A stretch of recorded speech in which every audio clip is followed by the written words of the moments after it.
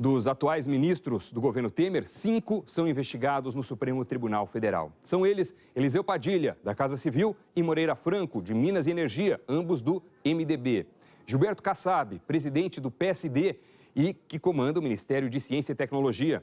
O ministro das Relações Exteriores, Aloysio Nunes, do PSDB, e Blairo Maggi, do PP, que está na pasta da Agricultura. Eles também negam envolvimento em qualquer irregularidade. As autoridades da Tailândia precisam decidir rapidamente como retirar 12 meninos e um adulto de dentro da caverna onde estão presos há 13 dias. Chuvas torrenciais são esperadas para o próximo fim de semana e podem alagar o lugar onde o grupo está. A reportagem é dos enviados especiais à Tailândia, Mário Câmara e Rodrigo Alvarez. Equipes de resgate bombeiam água para fora da caverna dia e noite. O ritmo é lento. A cada hora o nível diminui 1,5 centímetros. Mas de pouco em pouco já foram retirados 128 milhões de litros. Agora já é possível andar por um percurso de 1,5 km dentro da caverna até o que eles chamam de terceira câmara. O problema, como explicam um dos bombeiros que participam do resgate, é que depois da terceira câmara, a água ainda vai até o teto e, por enquanto, só mergulhadores da Marinha conseguem passar nesse trecho. Engenheiros estão construindo uma pequena represa para desviar a água de um riacho que cai dentro da caverna. Com isso, eles esperam diminuir o nível de água num ritmo mais rápido, de cerca de 30 a 50 centímetros por hora. Isso tudo, claro, num cenário sem chuvas. O tempo aqui no norte da Tailândia, onde fica a caverna, estava relativamente seco nos últimos 4 dias, o que ajudou muito as equipes de resgate. Mas o serviço meteorológico alertou que a partir de sábado são esperadas chuvas torrenciais. E o grande temor é que a água alague toda a caverna de novo, inclusive o pedacinho de terra onde os meninos estão amontoados há 13 dias. O governador da província de Shanghai, responsável por toda a operação, disse que não sabe quantas horas eles ainda têm, mas que não podem arriscar porque a área dentro da caverna pode alagar. Hoje de manhã, o governador pediu para deixarem prontos 13 equipamentos de mergulho e pediu também para os oficiais da Marinha avaliarem os riscos de tirá-los da caverna. O grupo não deve sair todo ao mesmo tempo. O governador disse ainda que estão calculando a posição dos adolescentes dentro da caverna e o ponto correspondente na superfície. Várias equipes procuram possíveis buracos que possam servir como rota de fuga. Para a gente ter uma ideia da importância que a Tailândia está dando a essas crianças e ao treinador, basta ver a quantidade de pessoas que tem aqui e todo o acampamento que eles montaram para tentar fazer o salvamento. Aqui tem voluntários de todas as formas, trazendo comida, servindo comida, ajudando as equipes de resgate. Tem, obviamente, equipes de resgate de todos os tipos, tem policiais, tem soldados, tem voluntários também fazendo resgate, tem equipes da Inglaterra, que inclusive foram os primeiros a fazer contato com os meninos lá dentro. É um trabalho que não para, vai noite adentro e vai continuar até que eles consigam fazer o resgate. Entre os voluntários, Rafael e o filho Shlomi chegaram hoje de manhã, depois de uma viagem de 12 horas de carro da casa deles. Rafael é israelense, mas mora há 30 anos na Tailândia. Ele disse que se sentiu na obrigação de vir depois que viu os pais dos meninos chorando na TV. Mergulhadores da Marinha tailandesa se revezam para ficar com os meninos dentro da caverna. Mesmo numa situação limite, ainda sem saída, eles estão bem e sorriem. Como na foto do grupo, tirada no mesmo dia em que ficaram presos na caverna, pouco antes de saber que tudo isso iria acontecer. Do lado de fora da caverna, os meninos e o técnico têm recebido apoio de parentes, amigos e também de jogadores de futebol. E um dos garotos recebeu destaque na imprensa da Tailândia hoje porque foi ele quem se comunicou em inglês com os mergulhadores. 14 anos de idade e 4 línguas: thai, inglês, chinês e birmanês. O estudante Adul Samorni foi quem se comunicou em inglês com os mergulhadores britânicos na segunda-feira. À medida que a gravação avança, o garoto se mostra um tradutor dos amigos. A professora de Adul, Piarat Yotsuan, deu uma entrevista a um jornal local dizendo que o aluno é muito aplicado nos estudos e já ganhou uma competição de ciências. Enquanto os 12 meninos e o técnico de futebol estão esperando lá dentro, amigos e parentes se reúnem do lado de fora, em um acampamento montado perto da entrada da caverna. Essa mãe diz que está feliz que os garotos estejam vivos e agradece todos os que estão ajudando no resgate. A tia do técnico Aek, de 25 anos de idade, contou que os pais dele já morreram. Ele tem só a mim e a avó. Eu quero muito dizer a Aek para ele não se sentir mal e que ele fez o seu melhor cuidando das crianças. Os amigos dos meninos também têm feito homenagens constantemente. Todos os garotos são fanáticos por futebol. Os mergulhadores disseram que eles perguntaram, inclusive, quais times continuavam na Copa do Mundo. E o carinho veio do outro lado. O time do Japão enviou uma mensagem desejando sorte ao grupo e que todos sejam resgatados em segurança. O meio-campista da Suécia, Sebastian Larsson, também se manifestou, dizendo que é preciso ter esperança e fé. E o ex-atacante Ronaldo disse que o mundo do futebol espera que as equipes de resgate consigam encontrar um jeito para retirar as crianças de lá. A Boeing e a Embraer anunciaram hoje um acordo para a criação de uma nova empresa na área de aviação.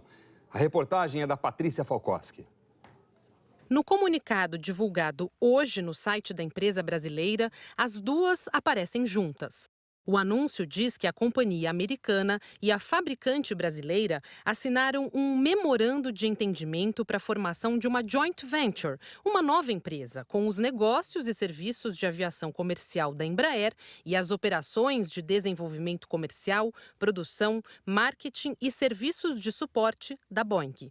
Segundo os termos do acordo, a Boeing terá 80% da nova empresa e a Embraer 20%. E a Boeing vai pagar 3,8 bilhões de dólares pela operação, hoje o equivalente a quase 15 bilhões de reais. O anúncio ainda diz que a sede da nova empresa será no Brasil e produzirá aviões com capacidade de 70 a mais de 450 passageiros, além de aviões de carga. A nova empresa é uma estratégia da Boeing para enfrentar a concorrência da francesa Airbus, que no ano passado se juntou à canadense Bombardier no mercado de jatos médios. É uma pena, né, que essa empresa, pelo menos a parte de aviação regional, deixe de ser controlada por acionistas brasileiros e passe a ser controlada por uma multinacional.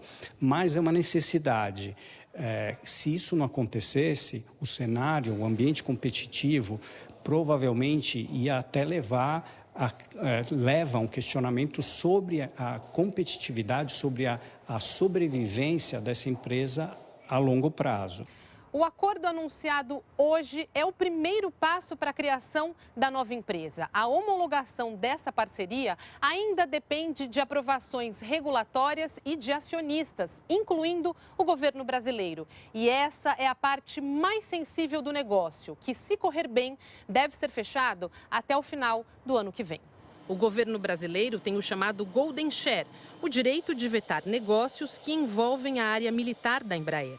E o comunicado de hoje fala na criação de uma segunda joint venture, especificamente para a área militar. As empresas também pretendem criar uma segunda empresa para o desenvolvimento de produtos e serviços de defesa, em especial o avião KC-390, hoje desenvolvido pela Embraer.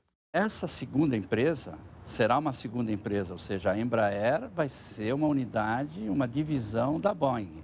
Essa empresa aeronáutica, vamos chamar assim, será uma segunda empresa onde o governo brasileiro, ou então o Brasil, terá o controle. O anúncio fez as ações da Embraer desabar até 16% hoje. Neste momento, a queda é de 14%. Para alguns analistas, o valor do negócio veio abaixo do esperado. Para outros, é uma queda natural depois da alta forte que acompanhou as especulações de uma eventual aliança com a Boeing.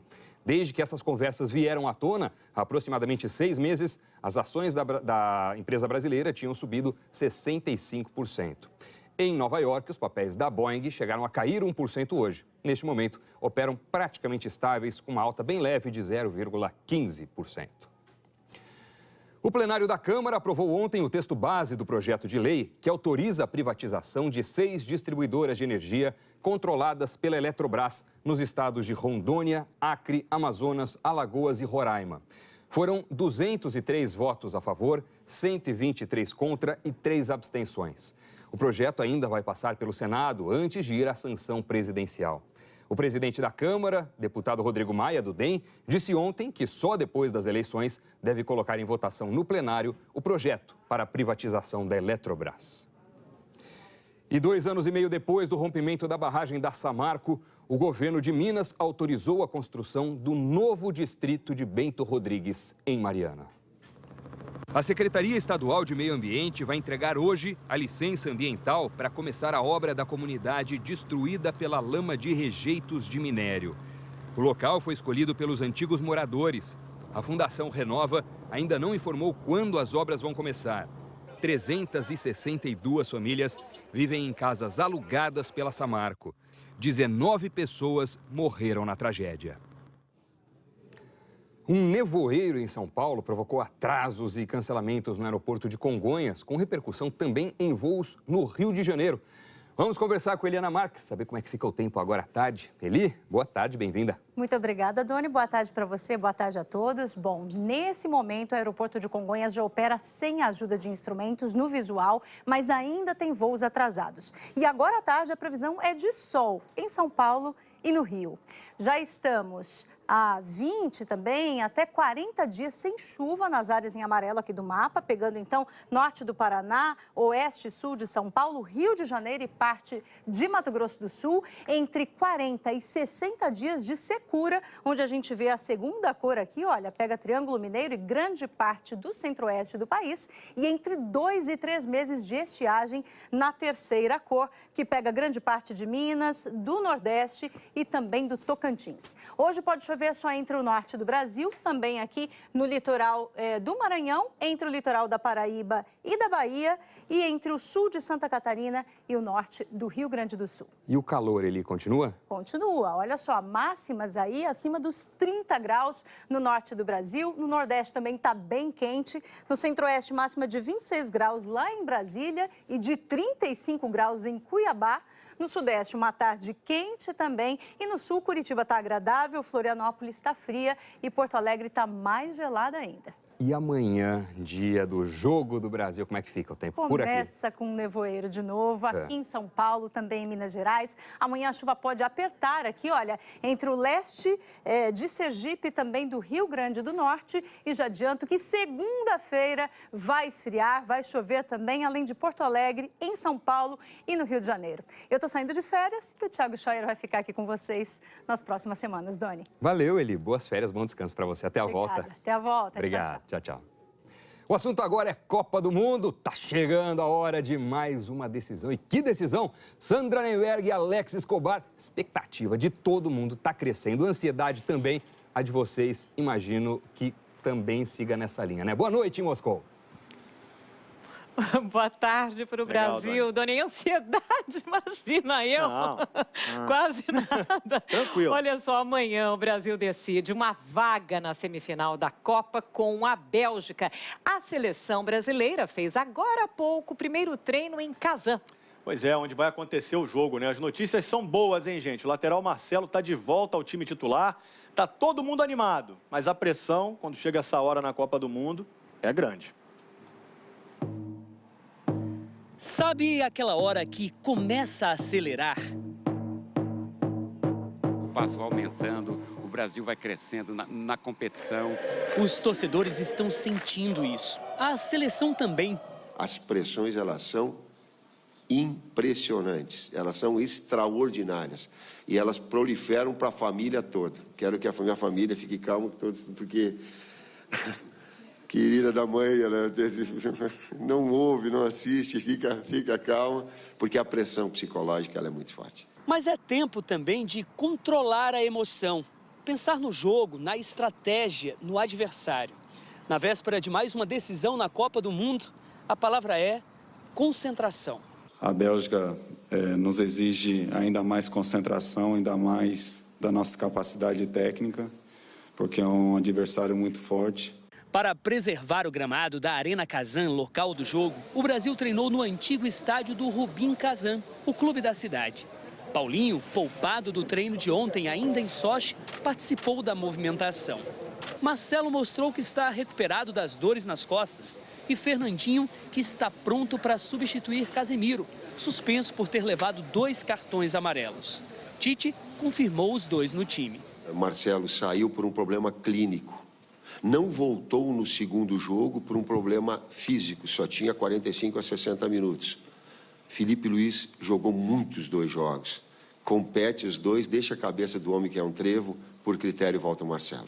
Falta pouquinho, é amanhã. Eu me elaboro, eu me preparo, a expectativa ela vem. Claro que, em relação ao primeiro jogo, era a primeira vez. E a primeira vez, cara, tu não...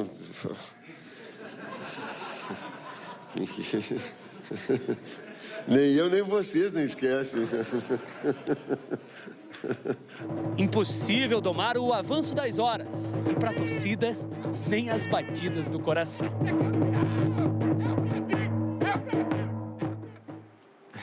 Não dá para imaginar como está o coração do Tite, Mas né? não dá mesmo, se o nosso está do jeito que está, gente. Imagina Pois a responsabilidade de ser o comandante desse negócio. Uau! Bom, então a gente vai ao vivo, direto para Kazan, onde está José Roberto Burnier, que traz mais informações sobre a nossa seleção. Ô, Burnier, falando em pressão, parece que o Tite não quer nem ouvir falar em negócio de disputa de pênalti, né? Pelo amor de Deus. Boa noite para vocês. Quer dizer, boa noite com esse dia claro aqui, que aqui escurece 10 horas da noite e amanhece 3 da manhã. É uma brincadeira, mas boa tarde para o pessoal no Brasil. O Tite não quer saber, é claro, falando de pênalti. Aliás, a entrevista dele foi muito boa. O Tite é um sujeito muito transparente, se dá muito bem com todos, fala muito bem. E, aliás, no final da reportagem do Galindo, quando ele fala a primeira vez e tudo, ele olhou exatamente para mim, eu estava sentado do lado aqui, e aí eu completei para ele, a primeira vez a gente nunca esquece, né? Aí ele riu muito, falei, pois é, a gente nunca esquece e vocês também não esquecem. A seleção brasileira terminou o treino agora há pouco, está no hotel, vai ficar lá até amanhã, vem para o jogo, deve vir cerca de 2 horas, 2 horas e meia antes do jogo, o jogo é 9 da noite aqui. E o Tite falou sobre a questão dos pênaltis, ele disse que pênalti é treino técnico e emocional. Para ele, pênalti é isso. E lamentou que um torneio tão importante quanto a Copa do Mundo, nas oitavas, nas quartas, na semi e até na final, esse torneio possa vir a ser decidido nos pênaltis. Vamos ver o que ele disse aí. Batida de pênalti é o cão, cara. Eu vou dizer uma coisa. Para mim, técnico de futebol, um jogo de futebol não poderia terminar em penalidades máximas. Para mim, eu não vejo ali um atributo que ele te credencie a falar. Encontrar uma outra forma, sugere, não sei. Não sei, também não sei. Treina-se sim, porque futebol, batida de pênalti é uma técnica desenvolvida de batida e ela é associada a um controle emocional.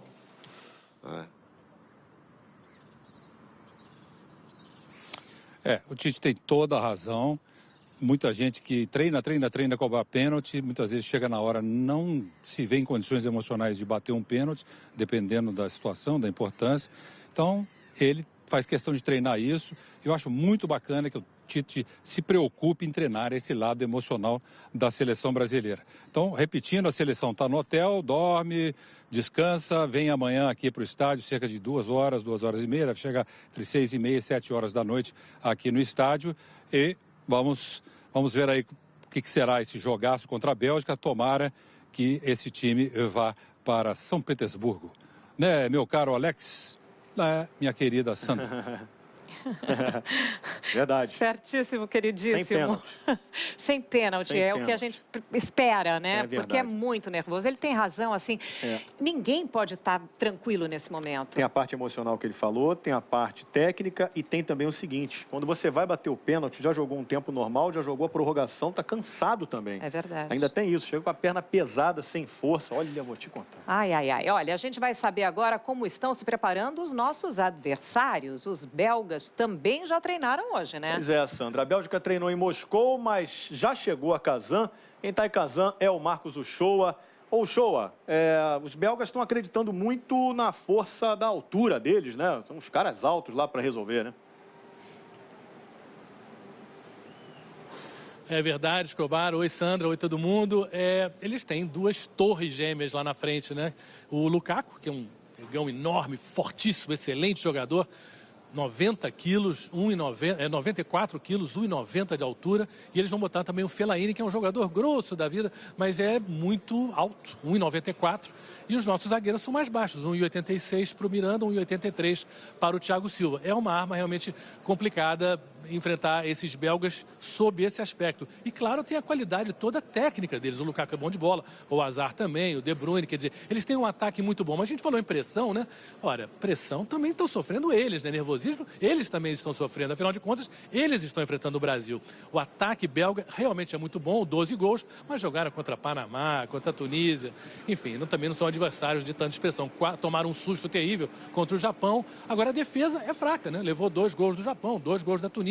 Enfim, é um jogo que tem muitas dificuldades, assim, para quem jogar melhor, mas de um lado é muito importante. A defesa é fundamental para você ganhar uma Copa do Mundo. E a defesa brasileira é bem melhor que a defesa da Bélgica. Eu acho que, sob esse aspecto, até os belgas, hoje na coletiva, aqui já em Kazan, confirmaram que o favoritismo é do Brasil. E é mesmo, eles gostam de jogar o favoritismo no adversário, mas nesse caso nós somos os favoritos. Obrigado, viu, Marcos Uchoa? Somos favoritos ou não somos, Sandra? Somos sempre. E um dos jogos mais esperados vai abrir as quartas de final. Uruguai e França jogam amanhã às 11 horas em Nizhny Novgorod.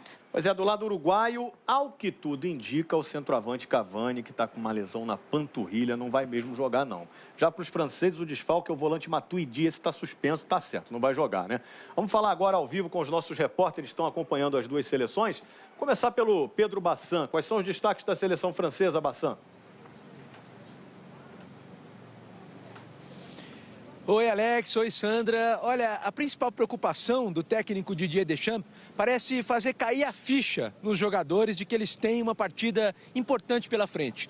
É um time jovem, é o mais jovem nessa fase da Copa do Mundo, e eles curtiram tanto a vitória contra a Argentina que a gente acompanhando os treinos, parece que eles estavam por vários dias comemorando essa passagem de fase na Copa do Mundo, estavam curtindo a Copa. Por isso hoje o Deschamps aqui no estádio de Nizhny Novgorod, ele chamou todos os jogadores, pediu para que todos esperassem ao lado da linha lateral, e só quando ele botou o pé direito dentro do gramado, todos foram autorizados a entrar. Como que querendo dizer que o jogo já começou. O jogo está começando agora e os jogadores entraram olhando muito para o alto, encantados com o que estavam vendo, como que percebendo que agora é para valer, agora de fato acabou a brincadeira. Com relação à escalação, ele está tranquilo, está bem mais tranquilo do que o Uruguai, porque pode contar com os principais jogadores, né? O Griezmann teve uma contusão no tornozelo, mas está bem, mostrou até o tornozelo para o treinador hoje durante o treino, treinou normalmente, o Mbappé também correu bastante, está tudo bem com ele. E o Matuidi é o jogador que está suspenso e existe uma grande dúvida sobre quem vai ser o substituto. O Fekir é o principal candidato, foi o único nome citado na entrevista pelo técnico Deschamps. Mas a França está curiosíssima sobre notícias do Uruguai. Como é que está a seleção uruguaia, Edgar Alencar?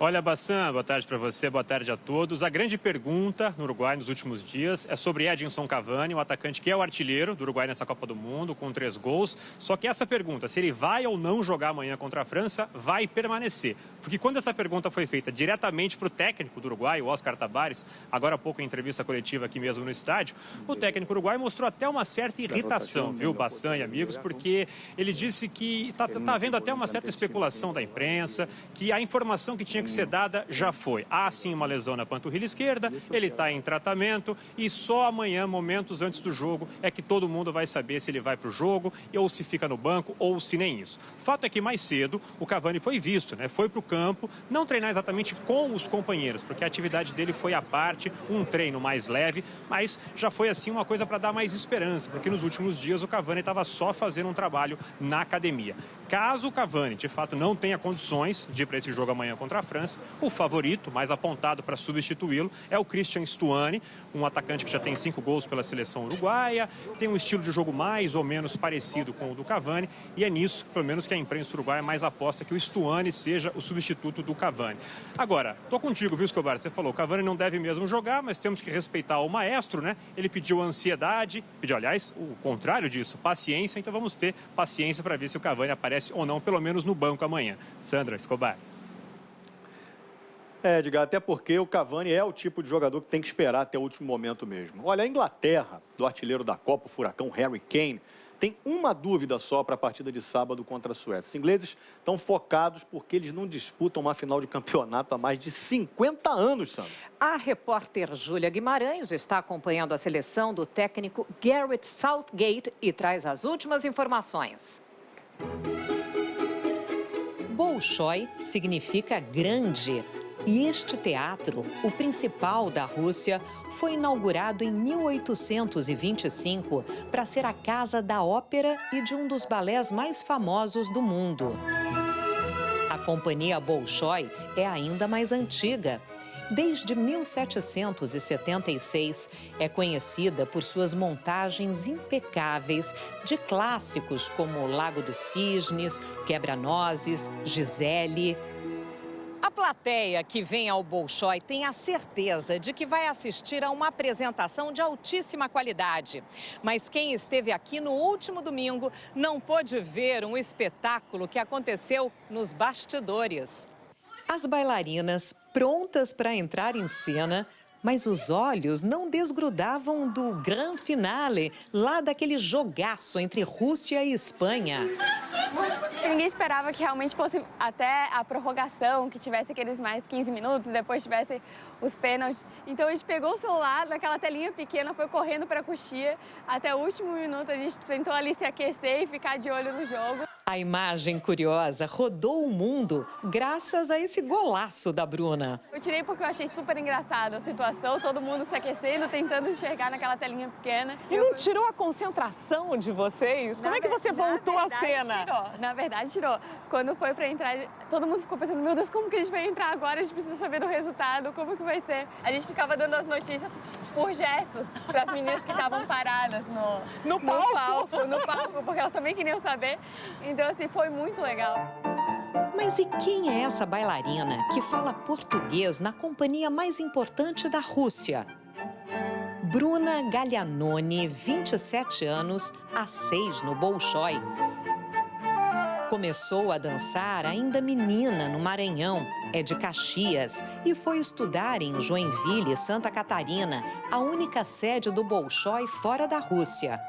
Em 2011, fez um teste e no ano seguinte entrava para o corpo de baile junto com o namorado e bailarino Eric. O casal faz pas de deux também nos palcos da vida. Eu amo, assim, esse país que me acolheu, que me proporciona realizar meu sonho. Eu sempre quis e quero dançar no Brasil, mas a gente sabe como é difícil. Como você compararia o futebol e o balé? É comparável?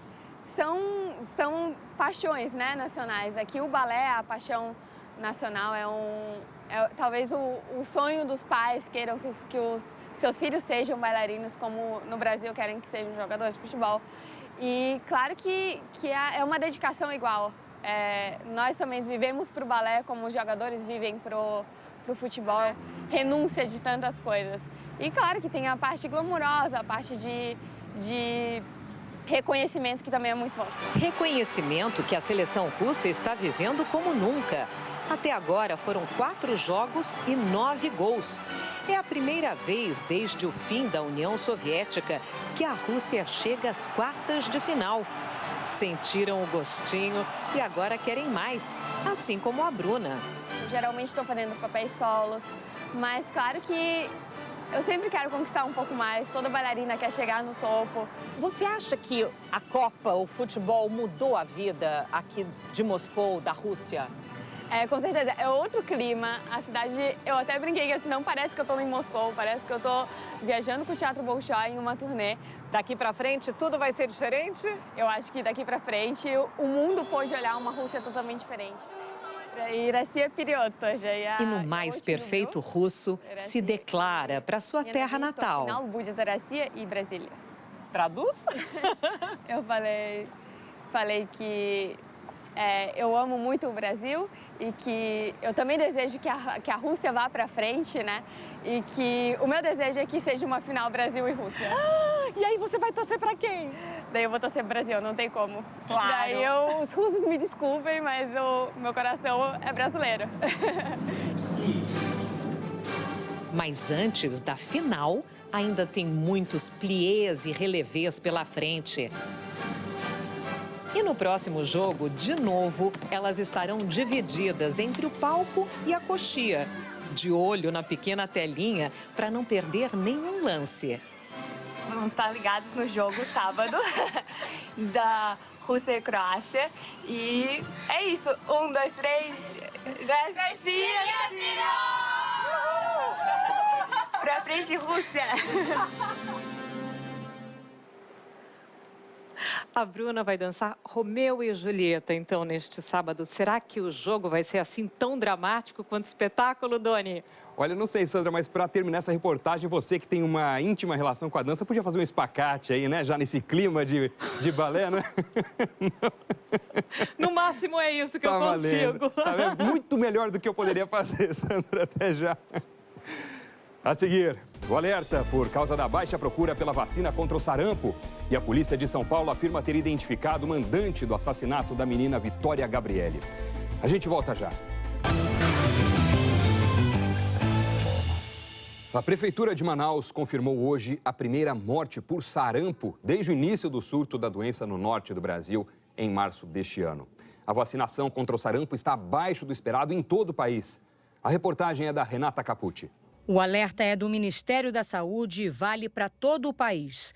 Apenas 6 estados alcançaram a meta de imunizar 95% das crianças com a primeira dose da vacina contra o sarampo no ano passado.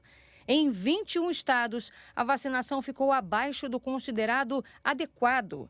Os piores índices estão no Pará, em São Paulo e no Acre. Em Manaus foram confirmados 271 casos. Um bebê de 7 meses morreu ontem.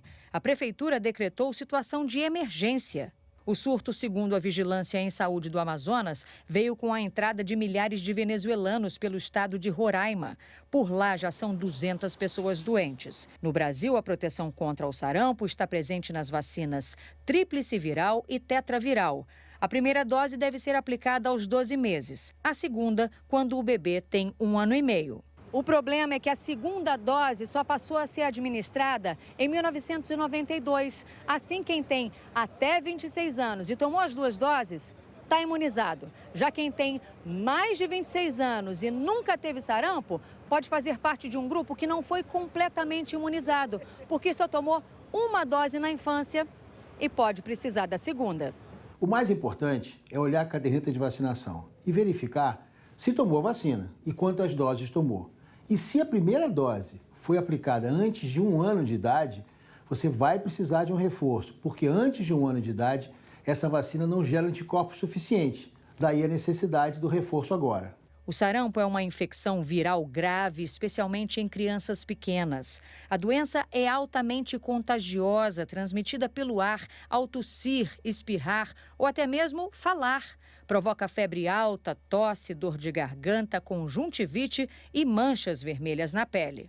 Uma doença que mata, e o Brasil se viu livre dessa doença, oficialmente declarado pela Organização Mundial da Saúde em 2016. A gente não pode baixar a guarda e deixar essa doença voltar. O Ministério da Saúde disse que está monitorando a situação do sarampo em todo o Brasil e que as medidas de controle e prevenção já estão sendo tomadas. A campanha nacional contra o sarampo e a poliomielite será realizada entre 6 e 31 de agosto. E a polícia afirma que identificou o mandante do assassinato da menina Vitória Gabriele no interior de São Paulo. Segundo as investigações, a ordem para o crime partiu de um traficante que não teve o nome divulgado. Uma testemunha ouvida pela polícia disse ter dívidas com o traficante e que, por isso, vinha sofrendo ameaças. A testemunha disse também que tem uma irmã parecida com Vitória Gabriele. 3 pessoas estão presas por suspeita de participação no crime. A polícia deve concluir o inquérito na semana que vem. A Polícia Civil do Rio de Janeiro prendeu 12 milicianos suspeitos de participar de uma quadrilha que obrigava comerciantes a vender cigarros contrabandeados. Segundo as investigações, o ex-PM Ronaldo Santana da Silva contrabandeava a mercadoria ilegal do Paraguai para o Rio.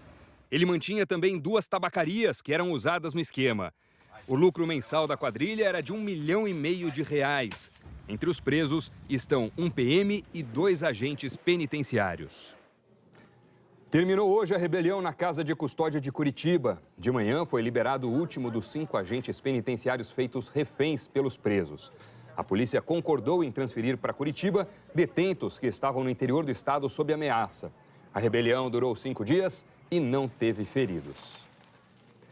Que Brasil você quer para o futuro? A primeira mensagem de hoje é do Raimundo, de Silvanópolis, Tocantins. Meu nome é Raimundo, sou de Silvanópolis, estado de Tocantins, e o Brasil que eu quero é um Brasil com um grande canteiro de obra e que a obra não se torne igual a essa creche velha, é uma vergonha, que é do Exército de 2009 a 2012. Do Vicentina, Mato Grosso do Sul. O Brasil que eu quero para o futuro é que tantas coisas antigas voltam à moda. Mal posso esperar a volta da ética, da inteligência e da honestidade dos nossos governantes.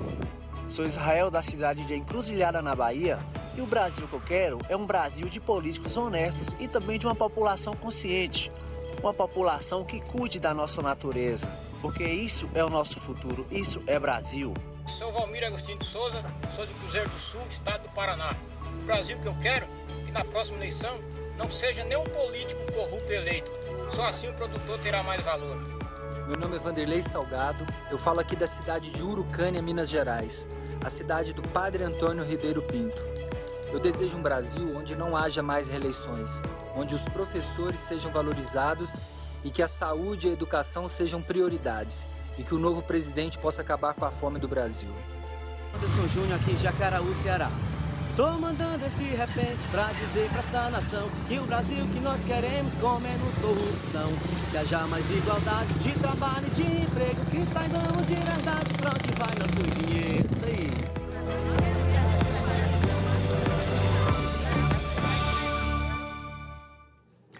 Eu não vou usar comentar em forma de repente, talento que é do Júnior e não meu, mas ele é exemplo de algo muito peculiar no nosso país. Mesmo na hora de ficar indignado, de apontar problemas, de analisar tudo que ainda pode melhorar, e é muita coisa, a criatividade do brasileiro, essa é imbatível. E qual é o país que você quer? Represente a sua cidade, faça ser ouvida a sua voz.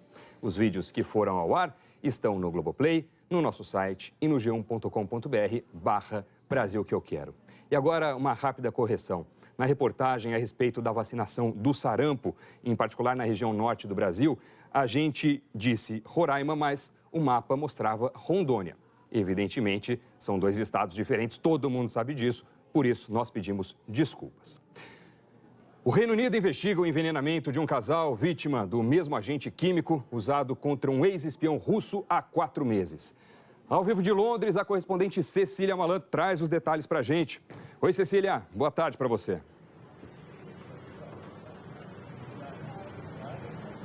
Boa tarde, Doni. Boa tarde a todos. O agente químico Novichok voltou a assombrar o Reino Unido. Mais cedo, o Comitê de Emergência do governo se reuniu aqui em Downing Street para avaliar os próximos passos. A primeira-ministra Theresa May disse que esse novo incidente é perturbador, mas não culpou ninguém. Os britânicos Charlie Rowley e Don Sturgess foram encontrados desacordados em casa no sábado, na cidade de Amesbury, no sul da Inglaterra. Um amigo contou que eles visitaram Salisbury um dia antes, local onde o ex-espião russo Sergei Skripal e a filha dele, Yulia, foram contaminados em março. Na época, o governo britânico responsabilizou a Rússia, que nega até hoje. Os Skripal passaram 2 meses no hospital e tiveram uma recuperação que surpreendeu os médicos. Agora, o casal britânico está internado em estado crítico no mesmo hospital. A hipótese mais provável é que eles tenham entrado em contato com resíduos da substância tóxica usada contra os Skripal. Lembrando que, por causa dessa crise diplomática entre os 2 países, nenhum representante britânico do governo ou da família real foi à Copa do Mundo na Rússia, posição essa que será mantida, apesar do bom desempenho da seleção da Inglaterra em campo. Sandra. Ok, Cecília. Daqui a pouco a gente volta, então, aqui de Moscou com mais notícias da Copa e com a cidade que preserva a tradição de um povo nativo e muito importante para a cultura aqui da Rússia. Já, já. Show dos famosos, a arte da superação. Prepare o seu coração para dar a sua nota. Neste domingão tem decisão. Esses são os finalistas. Elga Nemetic.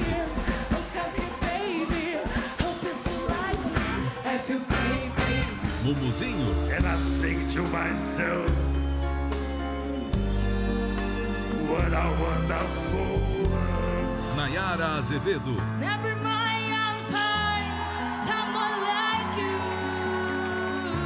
Silvério Pereira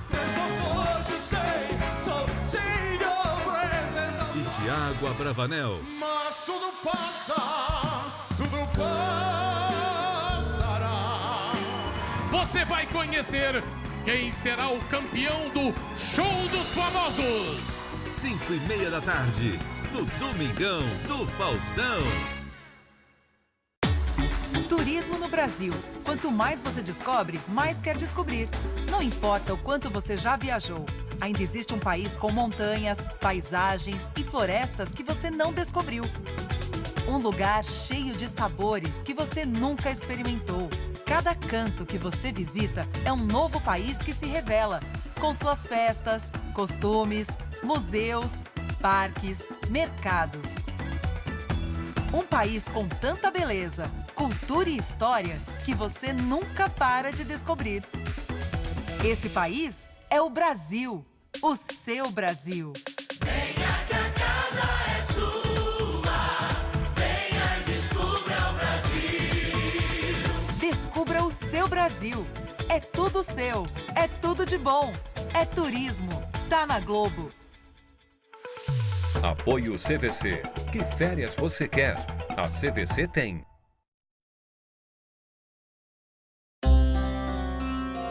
André não vai ter vida boa com Bia Falcão. Tirei esse gigolô ordinário da minha sala. Isso aqui não é só a sua sala, é a minha também. Eu sou a presidente dessa empresa. Mas com o empurrãozinho da Júlia, ele chega lá. A partir de hoje, você é o diretor de produção da Belíssima. Hoje, 4h15. Belíssima. A sua novela da tarde. Em Vale a Pena Ver de Novo.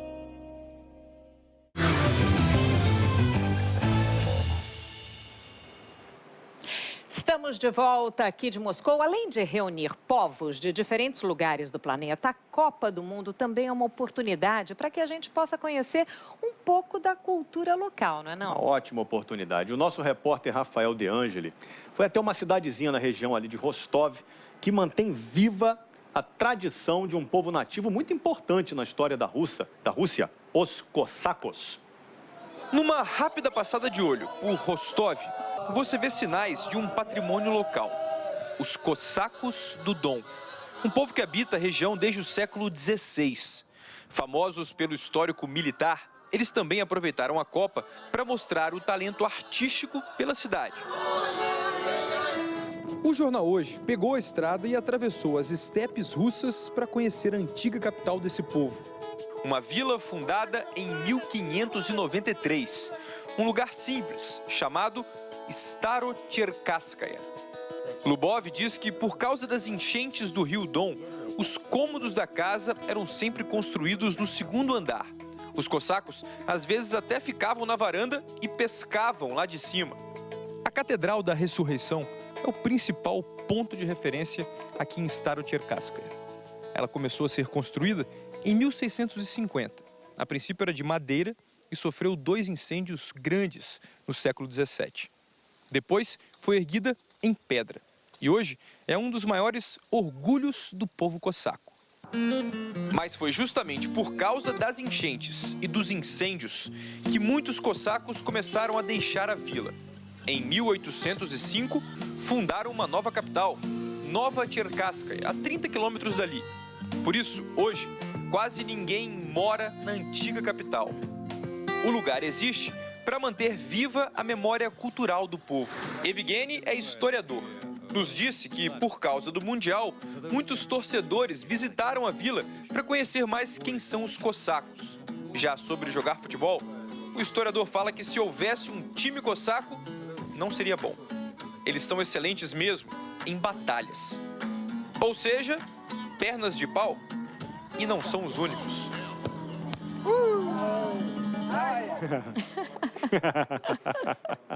Não leva jeito. Não, nada. Não. Para encerrar, a gente vai repassar a agenda das quartas de final, bora? Atenção, então, porque amanhã tem Uruguai e França. Esse jogo vai ser às 11 da manhã em Nizhny Novgorod.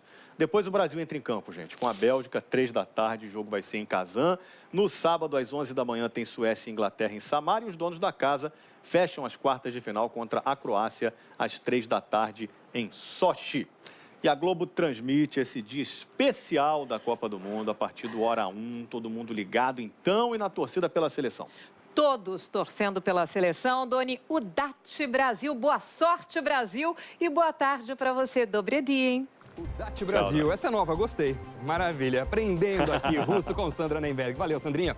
Beijo pra você. Valeu, Alex. Tchau, boa noite aí na Rússia. O Jornal Hoje está terminando. Você acompanha outras notícias no Jornal Nacional. Muito obrigado pela companhia, uma boa tarde e até amanhã.